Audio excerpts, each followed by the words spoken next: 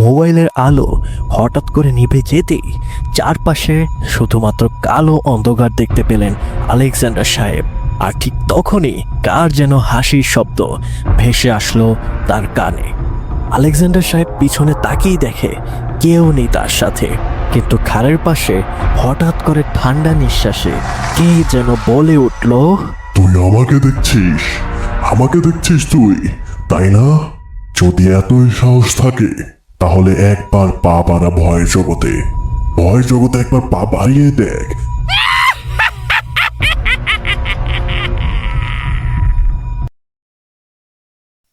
সবাইকে স্বাগতম জানাচ্ছি ভয়ের জগতে পা বাড়ান with Rafi the horror story Friday special episode number 4 এবং বাংলাদেশ থেকে যারা শুনছেন এবং বাংলাদেশের বাইরে থেকে যারা শুনছেন আমাদের এই ইউটিউব প্ল্যাটফর্মটিতে, আশা করি প্রত্যেকেই ভালো আছেন এবং পুরোটা সময় জুড়ে আপনাদের সাথে বরাবরের মতো আমি আছি, থাকবো শাহরিয়ার রাফি। এবং আশা করি আমাদের এপিসোডগুলো আপনার কাছে অনেক ভালো লাগছে। যদি আপনি আজকে ফর দ্য ফার্স্ট টাইম আমাদেরকে শুনে থাকেন তাহলে অবশ্যই সাবস্ক্রাইব বাটনে একটা হিট করে দিবেন এবং জানাবেন কমেন্ট করে যে কীরকম লাগছে আপনার কাছে। এবং পুরনো শ্রোতাও যদি হয়ে থাকে তাহলে তো আরও ভালো। আপনার আসলে কোন জায়গায় মনে হচ্ছে যে একটু ইমপ্রুভমেন্ট করা উচিত, যেহেতু আমাদের ইউটিউব চ্যানেল এবং আমি এর আগেও বেশ অনেক কমেন্টসের আমি রিপ্লাই দিয়েছি।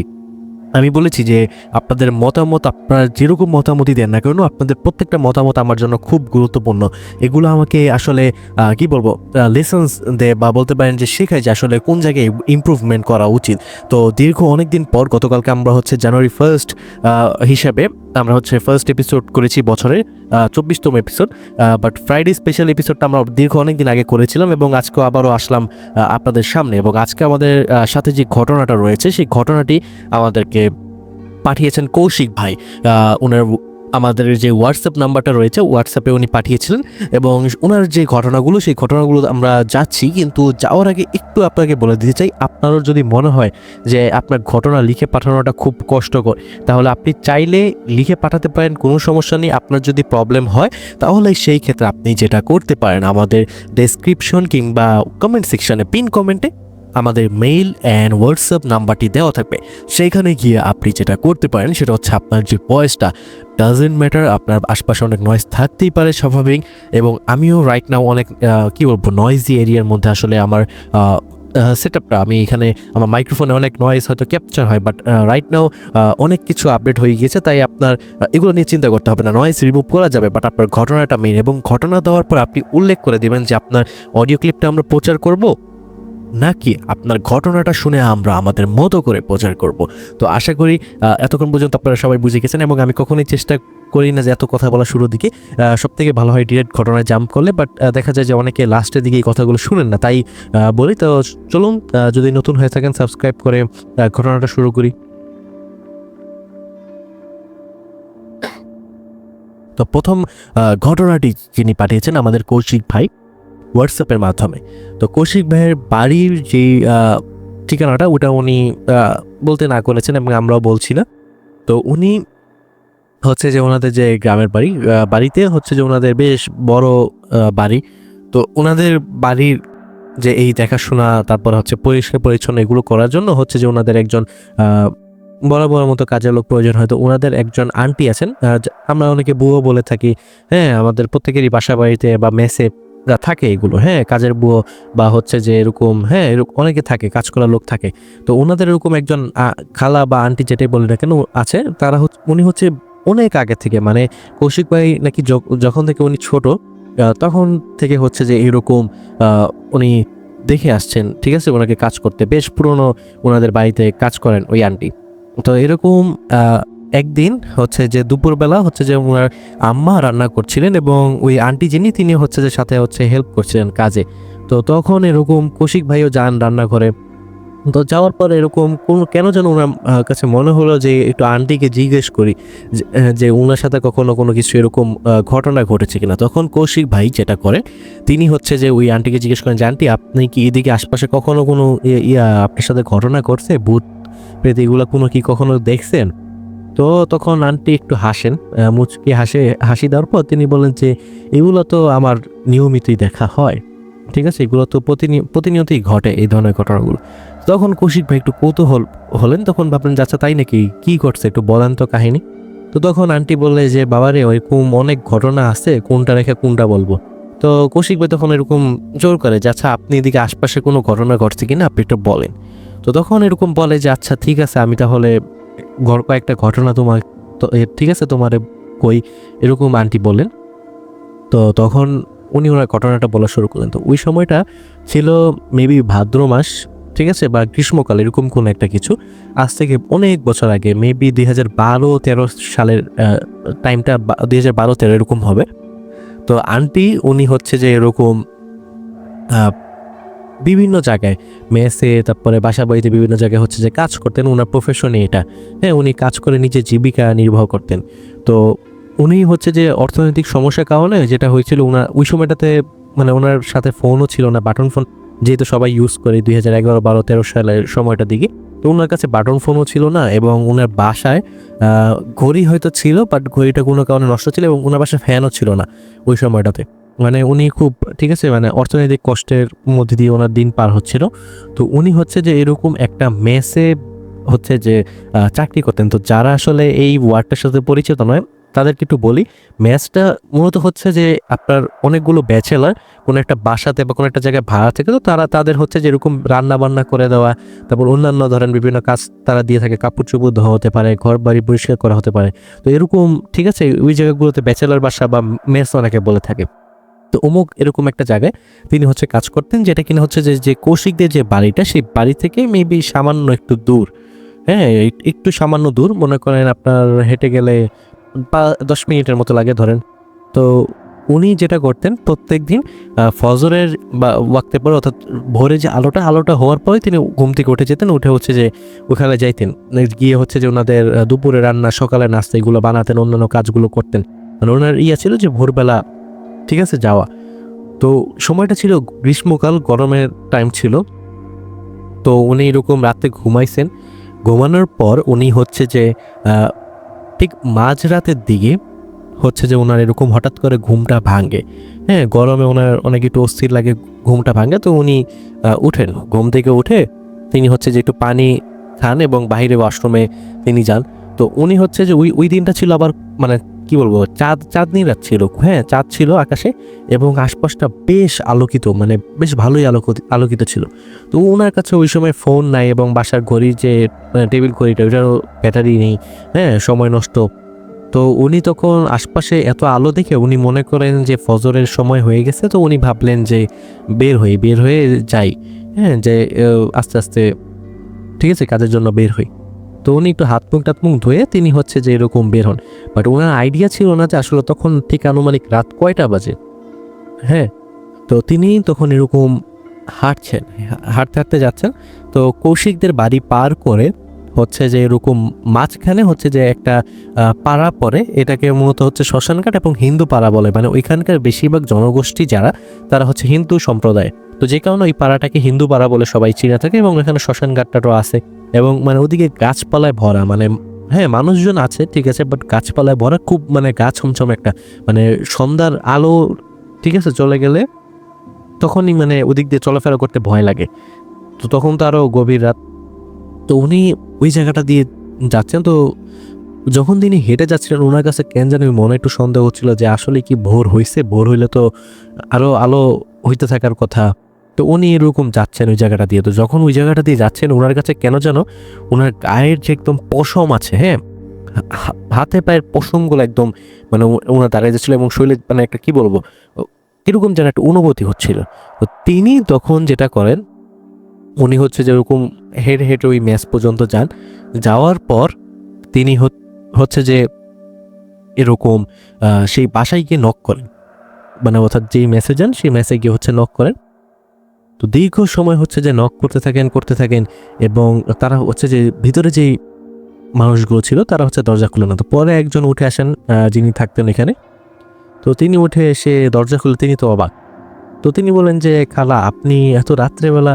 তো তখন বলে যে রাত কই, ভোর হয়ে গেছে না, আমি তো দেখলাম আশপাশে আলো হয়ে গেছে, আমি তো মনে করছি ফজরের ওয়াক্ত হয়ে গেছে, এই কারণে আমি আইসা বললাম, আপনাদের তো প্রতিদিন এই সময় আসি। তো তখন ওই ভিতরে যিনি ভাই ছিলেন উনি বললেন যে খালা, এখন তো মাত্র রাত বাজে 2:30, এখন তো রাত 2:30 বাজে, আপনি ফজরের ওয়াক্ত হইলেও কোন দিক দিয়ে? আপনার বাসায় কি ফোন টোন নাই? আপনি একটু সময় দেখে বাইরে হবেন না? এত রাতে আপনি চলে আসছেন। পরে এরকম বলে যে কি বলেন 2:30 বাজে মাত্র, আমি তো মনে করছি ফজরের ওয়াক্ত হয়ে গেছে। আচ্ছা ঠিক আছে, আমি তাহলে যাই। পরে তখন ওই ভাই বলে যে আচ্ছা খালা, আপনি লাগলে ঠিক আছে আমাদের এখানে বসেন, এত রাত করে আপনি যাবেন এটা তো ঠিক না, এইদিকে রাস্তাঘাট ভালো না, কি না কি হয়। তো তখন বলে যে আচ্ছা সমস্যা নাই, আসছি যখন যাইতেও পারবো, কোনো চিন্তা নাই, আমি যাই তাহলে। তো তখন আন্টি যিনি ছিলেন, যিনি কাজ করতেন, উনি তখন বের হন এবং উনি তখন একটু বেশ ওনার ভয় লাগতে শুরু হয় যে এত গভীর রাতে, মানে উনি কোনো দিন এদিক দিয়ে রাত মানে কি বলবো 10টার পরে ওই দিক দিয়ে চলাফেরা করেন না, সে জায়গায় রাত 2:30-3টার মতো বেজে গেছে। তো তিনি তখন এরকম হাঁটছেন, হেঁটে হেঁটে যাচ্ছেন। তো কৌশিকদের বাড়ি পার করে হচ্ছে যে এরকম একটা মাঠ পড়ে, ফাঁকা মাঠ, ঠিক আছে, ভালো একটা মাঠ। তো ওনার ভাষ্য মতে এখন ওই মাঠটা একদম মানুষজনে বাড়িঘর করে একদম মাঠটা ফাঁকা নেই। বাট ওই সময়টাতে 2012-13-এর দিকে ওই মাঠটা একেবারে ফাঁকা থাকতো, মানে বালুর মাঠ বলা হয়ে থাকে ওটাকে। এবং এটা গ্রাম অঞ্চলে সব জায়গায় এরকম মাঠ থাকেই কম বেশি, ফাঁকা মাঠ। বাচ্চারা বা বড়রা অনেকেই এখানে ক্রিকেট খেলেন, ফুটবল খেলেন। তো ওই মাঠটা দিয়ে তিনি যখন ক্রস করছিলেন, তো তখন তিনি না একটা অদ্ভুত একটা জিনিস লক্ষ্য করতে পান। তিনি দূর থেকে দেখতে পান যে সেই মাঠের মাঝখানে একটা হচ্ছে কুকুর, যে কুকুরটার হচ্ছে যে আপনার মানে এরকম কুকুর উনি কখনোই দেখেন নাই। মানে এই কুকুরটা দেখার পর ওনার মানে কি বলবো প্রচণ্ড ভয় লাগতে শুরু হয় ভিতরে। তখন তিনি দেখেন যে কুকুরটা চাঁদের আলোতে দেখা যাচ্ছে যে কুকুরের শরীরের অর্ধেকটা সাদা বর্ণের এবং অর্ধেক অংশ কালো বর্ণের। নর্মালি আমরা সাদা কালো কুকুর অনেকেই দেখেছি, বাট একেবারে পারফেকশনের সাথে অর্ধেক কালো অর্ধেক সাদা এরকম কুকুর দেখলে কিন্তু রাত্রেবেলা ভয় লাগতে পারে। তো এটা এক দৃষ্টিতে লাল বর্ণের চোখ করে হচ্ছে যে সেই আন্টি যিনি কাজ করতেন ওনার দিকে তাকিয়ে আছে একদম, মানে মনে হচ্ছে যে একদম হিংসাত্মক, এখনই ওনার উপর আক্রমণ করে বসবে। তো তিনি যত সামনে আগাচ্ছেন ওই কুকুরের যে আকৃতিটা, মানে এটা ছোট একটা কুকুর থেকে আস্তে আস্তে বড় হয়ে একটা ছাগল, হ্যাঁ এরকম আকৃতি আস্তে আস্তে ইনক্রিজ হচ্ছে। মানে মনে হচ্ছিল না যে এটার কুকুর থাকছে, এরকম আস্তে আস্তে এটার আকৃতি বড় হচ্ছে।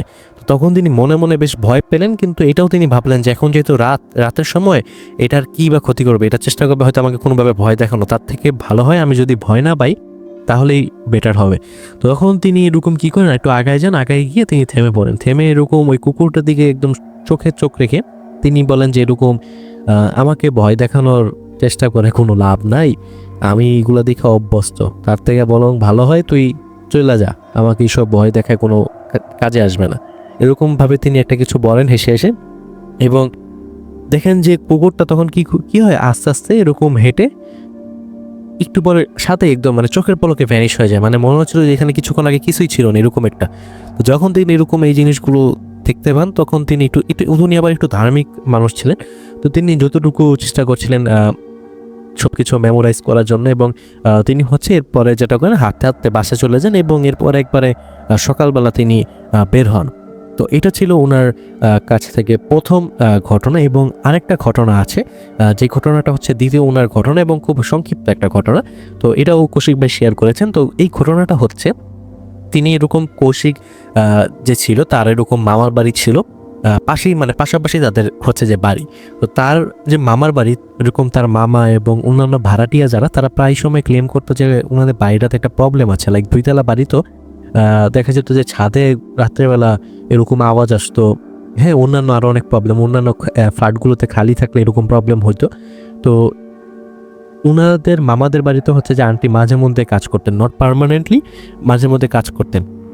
তো এরকম একবার হচ্ছে যে ওনার মামার বাসায় মামা এবং নানা যারা ছিল সবাই হচ্ছে যে একটু ঢাকাতে আসেন কোনো একটা কাজের জন্য হয়তো। তো বাড়ি এরকম ওনারা খালি রেখে যেতে চাচ্ছিলেন না।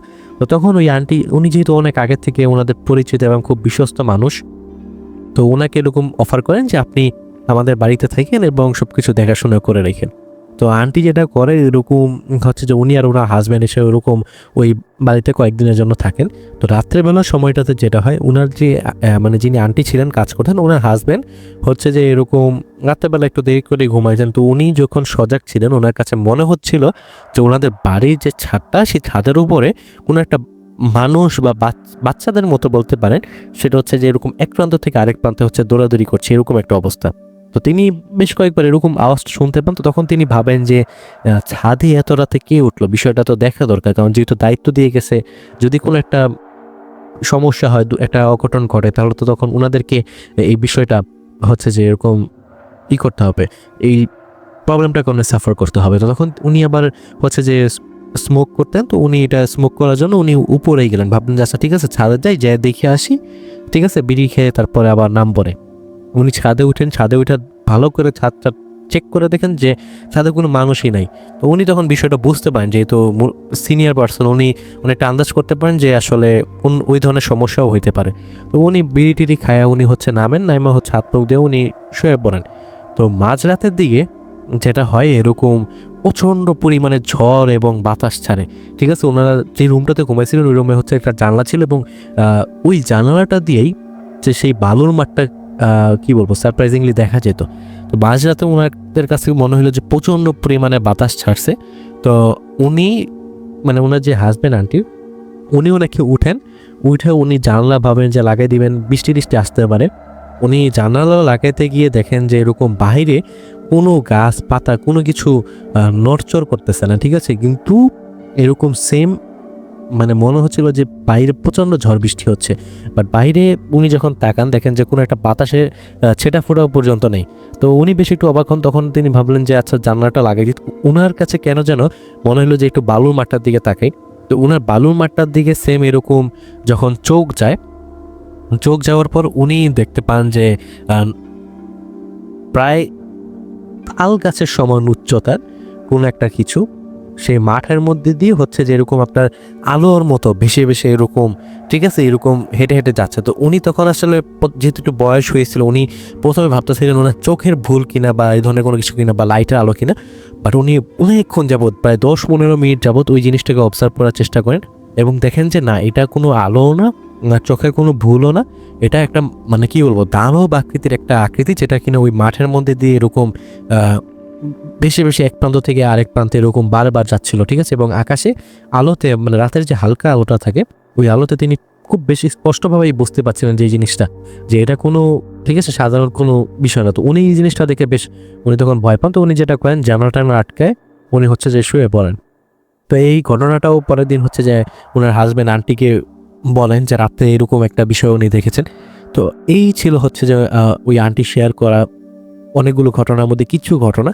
তো তিনি কৌশিক ভাই আমাদেরকে যেটা বলেছেন সেটা হচ্ছে যে যদি আমাদের কাছে ঘটনাটা পছন্দ হয়, আমরা যদি সিলেক্ট করি, আমরা যদি আপনাদের কাছে ঘটনাটা শোনাই বা ঘটনাগুলো যদি শোনাই, উনি আন্টির কাছ থেকে আরও এরকম অনেক ঘটনা চমৎকার চমৎকার ওনার কাছে নাকি ঘটনা আছে, এরকম অনেক অসংখ্য গ্রামের স্টোরি আছে ওনার কাছে।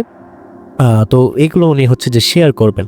তো আমার কাছে ফ্রম মাই পার্সপেক্টিভ আমার কাছে মনে হয় যে এই যে ওনাকে ভয় দেখানো ফার্স্টে, এরপর ওনার হাজব্যান্ডের এই জিনিসগুলো দেখা, এগুলো আসলে আমার কাছে মনে হয় যে গ্রামীণ যে মানে কি বলবো যে ভৌতিক যে পিশাচগুলো থাকে বা জিন যেগুলো, এগুলোই হবে যেগুলো হচ্ছে যে কোনোভাবে হয়তো ক্ষতি করার চেষ্টা করেছিল, পারেনি, বা ভয় দেখানোর চেষ্টা করেছিল, পারেনি।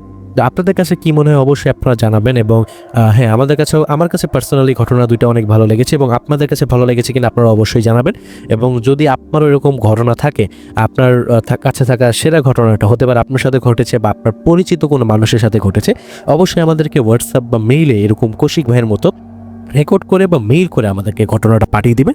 এবং আশা করি আপনার ঘটনাটা পাঠানোর পর আমি ঘটনাটা পড়ে বা শুনে যদি মনে হয় প্রচারযোগ্য, কারণ অনেক সময় আমি এরকম রিসেন্ট টাইমে কিছু ঘটনা পেয়েছি যে ঘটনাগুলো হচ্ছে একেবারে বানোয়াট ঘটনা। মানে বানোয়াট ঘটনা বলতে কীরকম, মানে একটা ঘটনা বলে কিন্তু বোঝা যায়, মানে বোঝা যাচ্ছিল যে এখন যেহেতু চ্যাট জিপিটির সময়, এআইয়ের যুগ, তো অনেক জিনিস কিন্তু এইভাবে চ্যাট জিপিটি এআই দিয়ে লেখা যায়। তো বোঝা যাচ্ছিল যে এটা আসলে কোনো মানুষের না, এটা একটা এআই দ্বারা লেখা একটা কোনো ঘটনা। কারণ একটা মানুষ যদি কোনো একটা ঘটনা লেখেও, ধরুন কাল্পনিক ঘটনাও যদি হয়, সেই ঘটনার মধ্যে কিন্তু একটা প্রাণ থাকে, একটা সৌন্দর্য থাকে সেই ঘটনার মধ্যে।